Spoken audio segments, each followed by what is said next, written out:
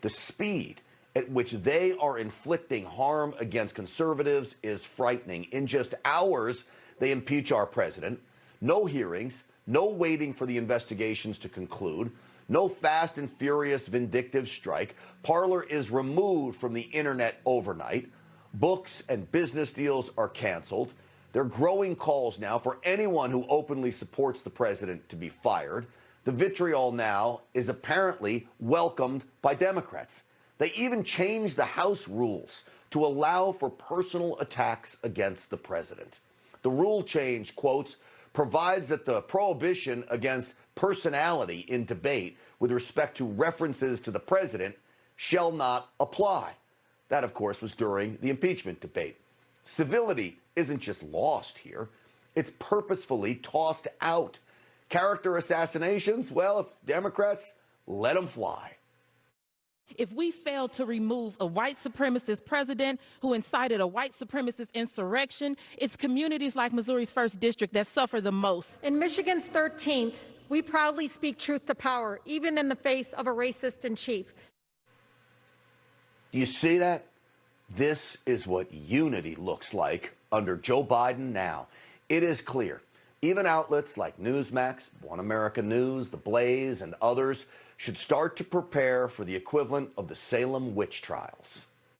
We're going to have to figure out how we rein in our media environment so that you can't just spew disinformation and misinformation.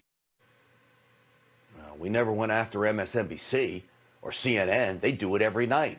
Rein in to AOC means cancel, shut down speech, squash anyone who offers dissent. And mind you, all of this has just happened in just 1 week, and Joe Biden is not even president yet. And here is the next play, to divide us.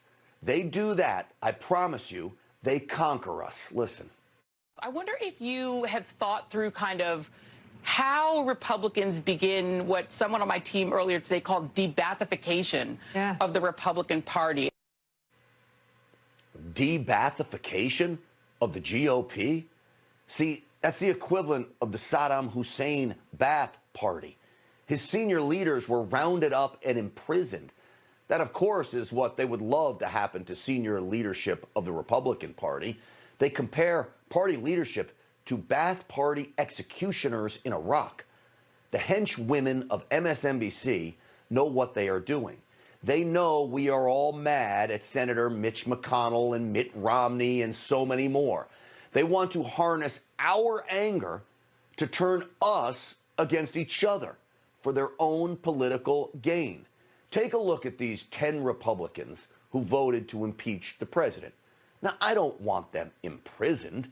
I want them all voted out of office, all 10 of them. And I want them replaced, not by a third-party Trump-molded candidate, but by a Republican Trump-molded candidate. What became clear to me today is that whatever party Mitch McConnell and Liz Cheney think they're in, it isn't the same party that Don Jr. is going to run under. So I think you see the beginning of the end of one banner flying over Mitch McConnell and Donald Trump. They know exactly what they're doing. Why do you think these left-wing propagandists are pushing so hard for a Trump-led third party? Because it will secure a Democrat victory in 2024. I know that is not what you all want to believe.